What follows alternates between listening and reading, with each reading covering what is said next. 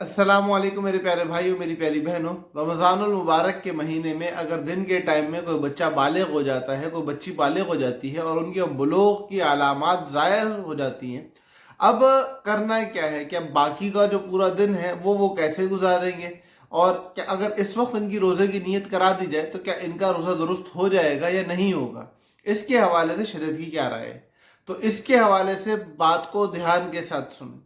देखो, अगर बच्चा तो बालिग हुआ है दोपहर के किसी वक्त में, या सुबह से कुछ खाया पिया हुआ था और उसके बाद फिर बुलूग की अलामात ज़ाहिर हुई, तो अब इस बच्चे के लिए रमज़ानुल मुबारक के एहतराम में और इस एहतराम को सीखने सिखाने की गरज से पूरा दिन भूखा प्यासा सबके सामने एलानिया तौर पर रहना, अब कमरे के अंदर है, अकेले हालात में, ऐसे मकाम पे है कि जहाँ इसको कोई देख नहीं रहा है, कोई रोज़ेदार मौजूद नहीं है, जहाँ इसका रोज़ेदार होना जाहिर ना हो सकता हो, वहां पे जाए खाए पिए, कोई मसले वाली बात नहीं है।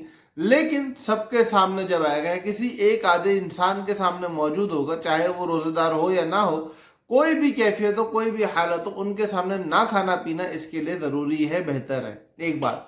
दूसरी बात, अगर ये बंदा बालिग हुआ है, हमारा प्यारा भाई जो भी बालिग हुआ है, वो जवाल के वक्त से पहले, निस्फ नहार से पहले बालिग हुआ है और अब तक कुछ खाया पिया नहीं है, और अब इसने नियत कर ली है कि यार मैं चलो बालिग हो ही गया हूं, तो रोज़ा आज का मेरे पे वाजिब है, और आज का रोज़ा वाजिब होने की वजह से मैं आज के रोज़े की नियत अभी कर लेता हूँ।